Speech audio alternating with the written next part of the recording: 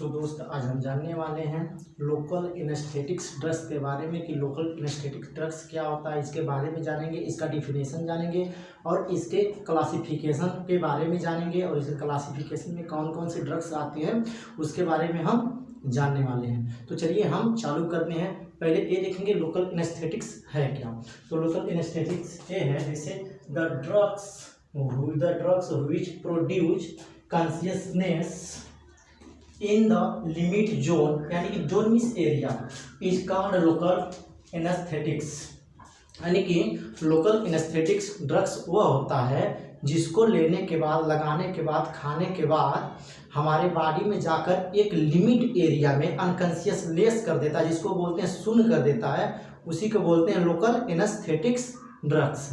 और ये शून्य करने का जो प्रोसेस होता है इसके बारे में भी हम जानने वाले हैं। पहले इसका क्लासिफिकेशन जान लें। तो क्लासिफिकेशन जो है, क्लासिफिकेशन 3 भाग में बटा है। पहला जो है नेचुरल क्लासिफिकेशन, नेचुरल में, फिर सिंथेटिक्स में, मिससेलियस में। तो नेचुरल जो है, नेचुरल यानी कि जो प्रकृति के द्वारा होता है, फिर सिंथेटिक्स जो है, सिंथेटिक्स क्लासिफिकेशन जो हम लोग खुद बनाते हैं, मिससेलियस जो हम पेड़ और पौधे से प्राप्त करते हैं, वो ड्रग्स होता है।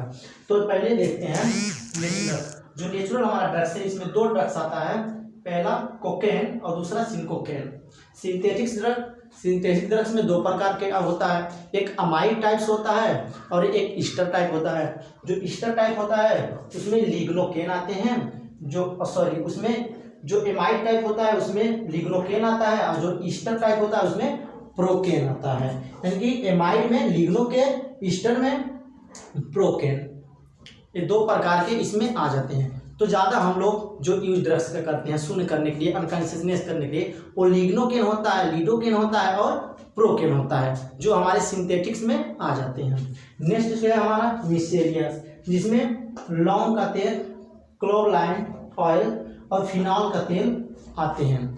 तो ये हमारा था क्लासिफिकेशन। फिर अब इसका मैकेनिज्म ऑफ एक्शन जानेंगे। तो मैकेनिज्म ऑफ एक्शन क्या होता है, जब हम इसको लेते हैं अपने अंदर इंजेक्ट करते हैं किसी एरिया को शून्य करने के लिए, वहाँ पर जब हम इसको लेते हैं तो हमारी बॉडी में जाने के बाद जो जनरेशन और कंडक्शन नर्व इम्पल्सेस का होता है उसे ब्लॉक कर देता है। ब्लॉक करने के बाद ये उस एरिया को, लिमिटेड एरिया को जिस एरिया में देते हैं उसे अनकॉन्शियसलेस कर देता है। इस प्रकार से ये अपना काम करता है।